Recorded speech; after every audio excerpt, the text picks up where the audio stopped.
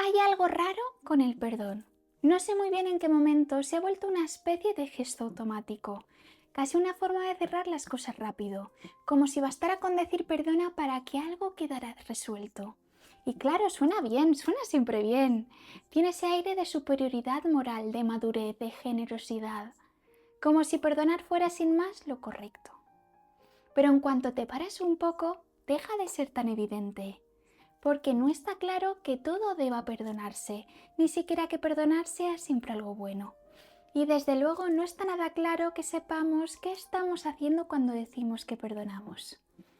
A veces lo que llamamos perdón es simplemente pasar página rápido, evitar un conflicto, no querer entrar en algo que incomode más de la cuenta y quitarse de encima algo que exige más de lo que estamos dispuestos a dar. Y ahí ya no está tan claro que estemos ante algo profundo. Igual estamos simplemente evitando. Y entonces se empieza a tensar la cosa, porque una cosa es equivocarse y otra muy distinta es que haces cuando ese error ya está ahí, cuando ya ha tenido consecuencias y ya no puedes deshacerlo sin más.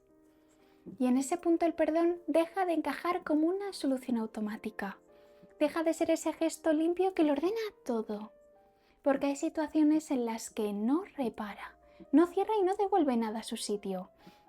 Y en algunos casos incluso puede ser otro error. Y ahí la pregunta cambia sin que te des cuenta. Ya no es si perdonar es bueno o malo, ni siquiera si hay que hacerlo o no. Eso es otra cosa. Es qué significa realmente perdonar. ¿Qué estás sosteniendo cuando dices que perdonas? ¿Qué estás dejando pasar? ¿Qué estás manteniendo y transformando? Y sobre todo, si todo esto que llamamos perdón lo es de verdad. Porque igual el problema no es que perdamos lo suficiente. Igual el problema es que perdonamos sin entender lo que estamos haciendo. Y esto en realidad ya aparece muy claro en Homero, en la Ilíada en el canto 24. Hay una escena que muchas veces se lee como un momento de perdón, pero no lo es exactamente.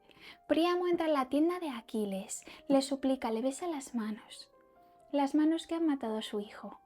Y Aquiles, después de todo lo que ha hecho, le devuelve el cuerpo de Héctor para que pueda enterrarlo. Y claro, al leerlo así, parece que haya una especie de cierre, casi una reconciliación. Pero cuando me paro a mirarlo bien, no termina de encajar. Porque no hay un borrado, no hay un todo queda atrás. No hay una reconciliación real entre ellos. Lo que aparece es otra cosa. Hay reconocimiento. Aquiles ve el dolor de Príamo y por un momento deja de verlo como enemigo y lo ve como padre. Y Príamo al mismo tiempo está delante del hombre que ha destruido a su hijo. Y aún así le habla, le pide y se expone. Se reconocen en el dolor, se reconocen en lo humano. Pero lo ocurrido no desaparece. Héctor sigue muerto, Aquiles sigue siendo quien lo ha matado. Y Troya sigue en guerra, nada de eso cambia. Y ahí es donde me cambia la lectura. Porque rompe esa idea bastante extendida de que perdonar es cerrar, arreglar, devolver las cosas a su sitio. Aquí no. Aquí en el mejor de los casos lo que aparece es un momento de suspensión, un espacio mínimo donde el odio se detiene, pero sin desaparecer. Y eso obliga a mirarlo de otra manera, porque implica que hay daños que no se reparan, que hay cosas que no vuelven a su estado anterior, que lo máximo a lo que puedes aspirar no es a deshacer, sino a convivir con algo que ya no tiene arreglo. Y entonces el perdón, si quieres llamarlo así, deja de ser algo limpio. Ya no es una solución, es más bien una forma de sostener algo que no puedes cambiar. Y claro, ahí es donde se separa bastante de cómo solemos hablar de esto hoy. Porque seguimos usando el perdón como si fuera un mecanismo que repara, cuando en realidad en este pasaje lo que aparece es justo lo contrario. No repara, ni borra, ni devuelve, como mucho evita que algo siga rompiéndose más. Y aquí es donde, si me voy a Cicerón, se vuelve todavía más exigente, porque en Diofiquis insiste en algo que hoy cuesta aceptar, que no todo lo que parece bueno lo es, y que ser blando o indulgente sin más no es virtud, puede ser un problema. Hay una idea que repetimos mucho casi sin pensarla, que ser buena persona es perdonarlo todo, comprenderlo todo, no juzgar, no cortar, no poner límites, y en realidad suena bien, igual que suena bien lo del perdón. Pero Cicerón ahí frena bastante en seco, introduce un matiz que cambia bastante la perspectiva. La justicia no puede ceder siempre y se obliga a distinguir. Una cosa es no querer hacer daño y otra, muy distinta, a permitirlo todo. Una cosa es ser bueno y otra perder el criterio. Y ahí él es bastante claro. Hay formas de beneficio que en realidad hacen daño, formas de indulgencia que no ayudan a nadie, ni al que actúa mal ni al que lo sufre. Eso choca bastante con cómo hablamos hoy, porque muchas veces hemos identificado el bien como evitar el conflicto, como si ser justo fuera incomodar nunca, no enfrentarse a nada, no marcar límites. Pero ahí es donde para Cicerón te estás equivocando, porque sin distinción no hay justicia, y en cuanto desaparece esa distinción empiezan los problemas. La indulgencia deja de ser virtud y se convierte en otra forma de injusticia. Cuando permites lo que no deberías, cuando justificas lo que haces mal y pasas por alto lo que rompe el orden, no estás siendo mejor, estás debilitando precisamente aquello que dices querer sostener. Y si lo bajo un poco al presente, esto se ve bastante claro. Hay una especie de resistencia constante a poner límites, a decir hasta aquí, a asumir que no todo se puede aceptar sin más. Como si hacerlo fuera automáticamente dureza o falta de empatía. Pero Cicerón lo plantea justo al revés. El problema no es no perdonar, es no saber cuándo puedes perdonar. Y hacerlo mal, puedes perdonar y sostener lo que no deberías sostener. Y en ese punto ya no estás reparando nada. Estás dejando que el daño siga. Y al final, casi no se trata de decir si hay perdonar o no, sino que ver que hay momentos en los que hacerlo sin criterio no es un acto de bondad, es otra forma de injusticia. Y si entro un poco en Aristóteles, el terreno cambia bastante, porque la ética Nicómaco habla de justicia e introduce algo que hoy tendemos a confundir con el perdón, pero en realidad está en otro sitio. Habla de la equidad, de la epieikeia, y lo que plantea es bastante preciso.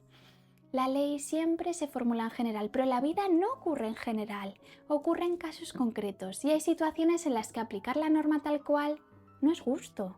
No porque la ley esté mal, sino porque no alcanza a preverlo todo.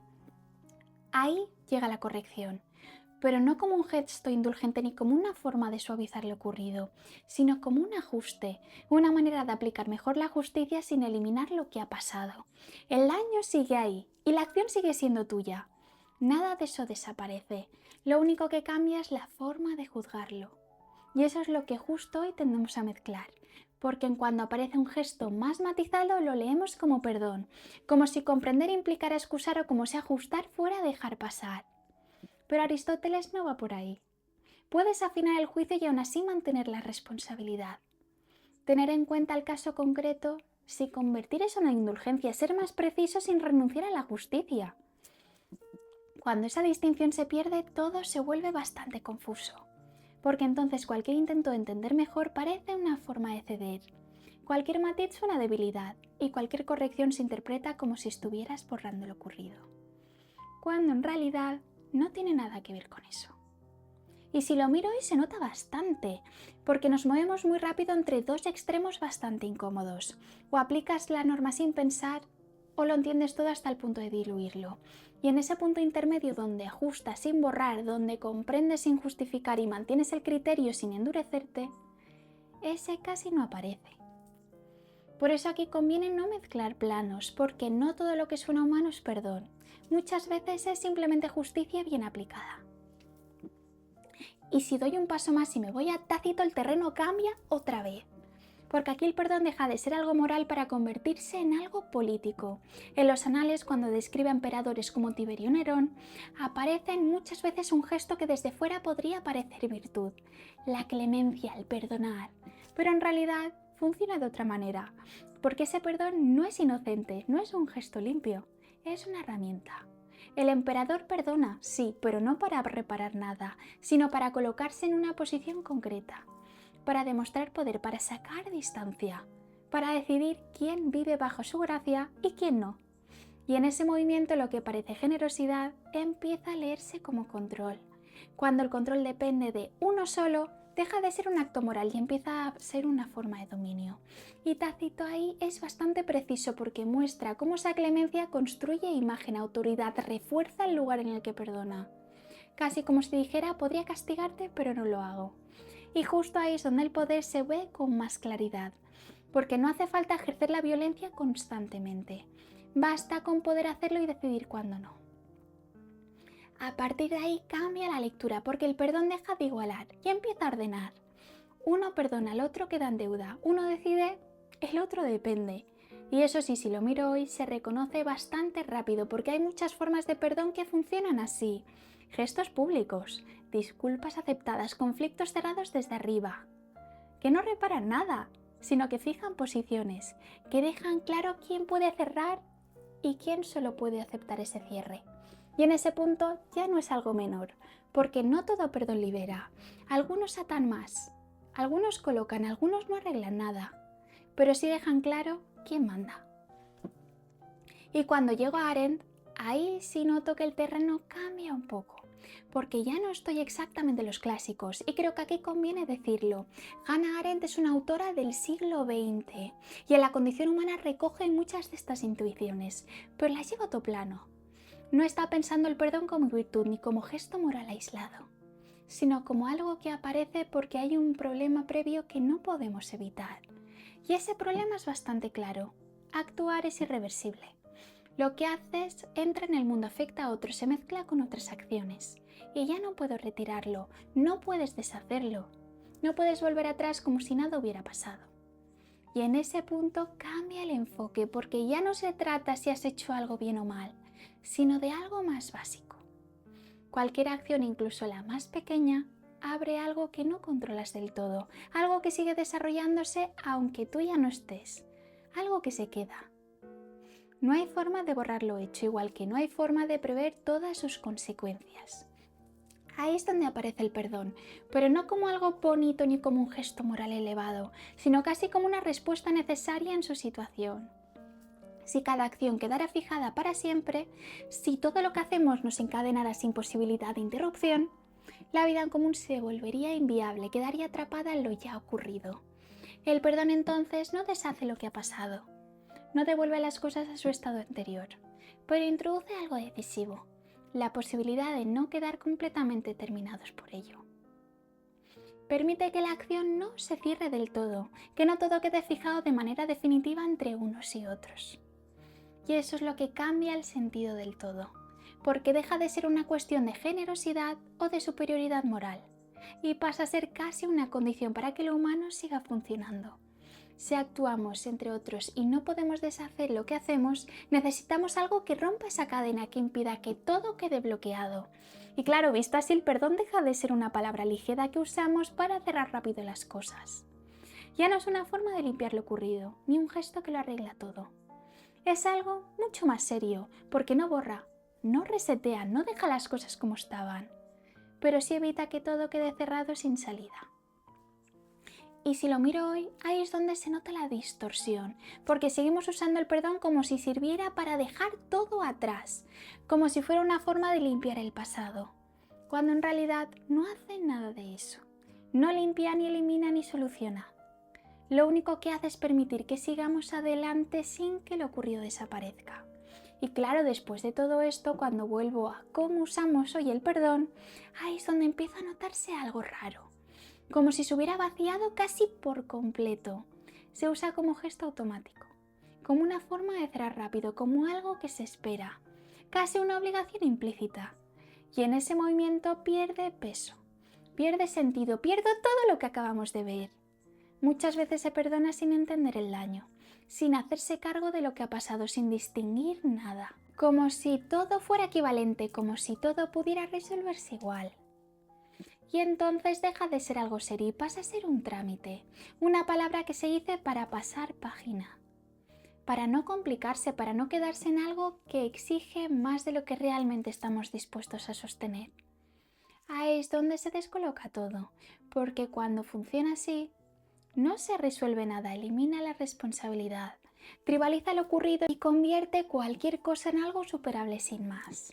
Y si todo se puede superar igual, al final nada pesa demasiado.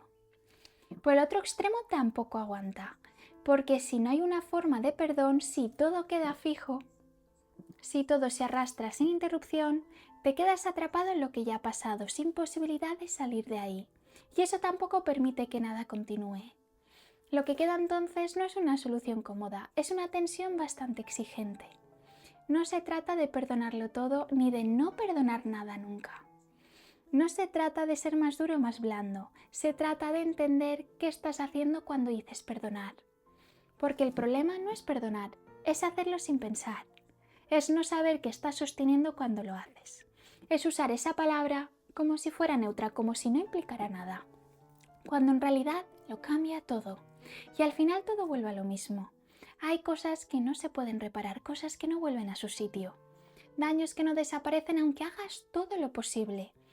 Y aún así, si hay alguna forma de perdón, aunque no forma limpia, aunque no cierre del todo, no puedes seguir. Y ahí es donde queda lo importante. No es si perdonas o no, es si sabes lo que estás sosteniendo cuando decides hacerlo.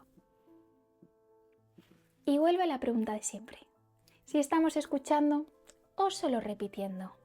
Gracias por acompañarme una semana más por las pasiones de Grecia y Roma. Nos escuchamos la semana que viene con otro autor, otro mito y más verdad. Y recuerda siempre, ¿y si no te das cuenta cómo nos llegan las historias del pasado? Como un eco de nuestros clásicos.